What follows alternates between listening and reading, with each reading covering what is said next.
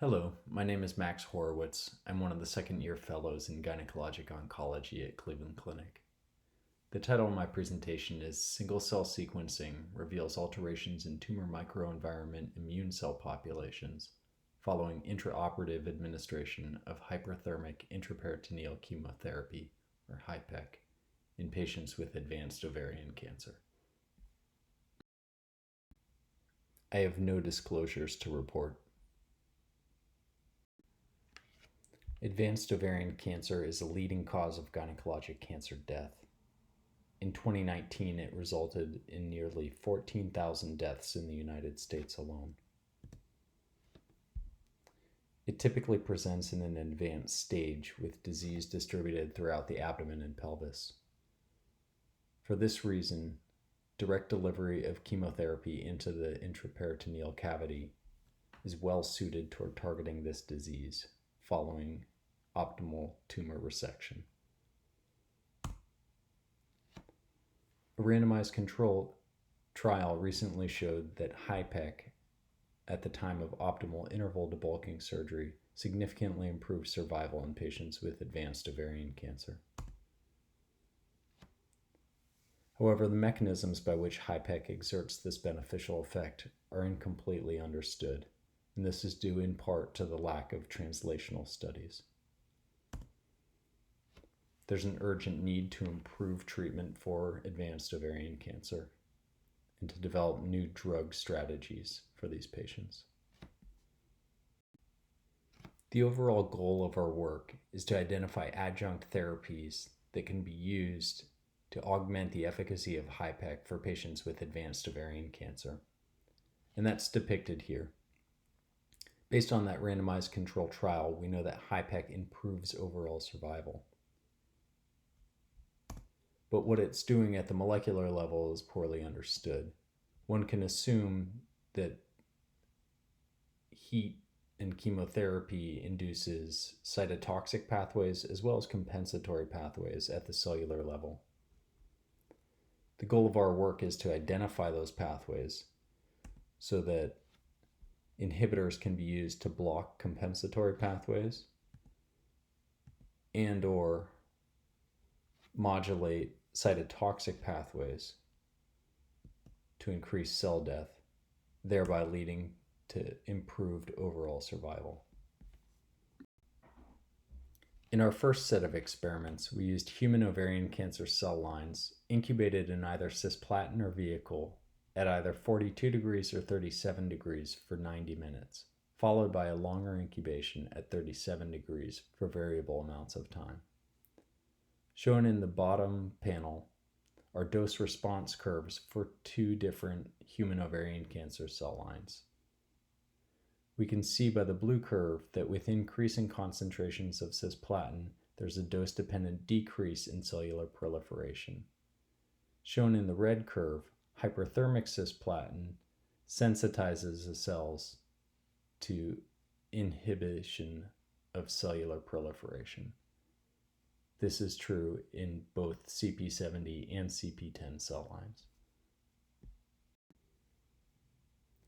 To understand what pathways underlie some of these effects at the cellular level, we did a similar experiment in which CP70 cells were incubated with either cisplatin or vehicle for 90 minutes at either 42 or 37 degrees, followed by a total 72-hour incubation at 37 degrees. At two different time points, cells were subjected to RNA sequencing. Shown here is a schematic of the workflow following RNA sequencing, showing that genes that are significantly expressed are then mapped onto a heat plot and subjected to integrated pathway analysis to identify pathways that are differentially expressed under different conditions at these two time points.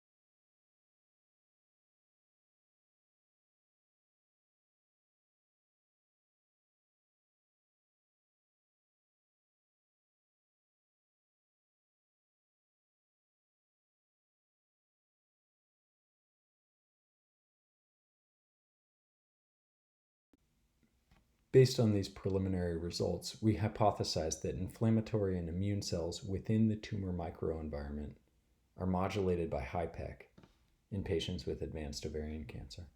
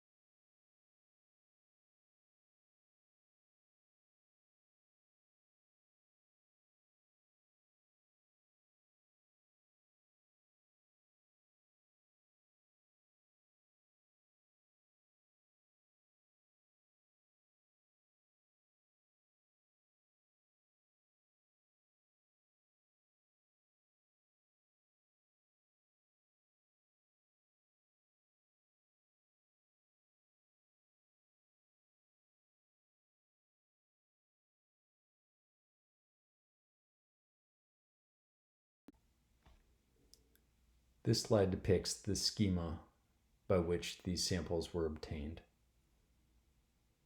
At the time of surgery, a sample was taken before administration and after administration of HIPEC. These samples were then processed into a single-cell suspension and subjected to single-cell RNA sequencing on a 10x genomics platform. Single-cell suspension was also used for other studies, such as flow cytometry. Following the single-cell sequencing, with the assistance of collaborators in computational biology, we were able to determine the cell types present within the tumor microenvironment, as well as expression within each of these cell populations. Pre- and post-HIPEC tumor specimens have been collected from 5 patients so far. These data shown here are from a representative patient. They show clustering of individual cells based on expression.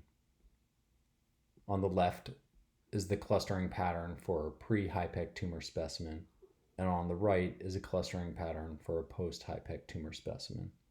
We can see that there are changes in several cell populations, notably B cells, T cells, macrophages.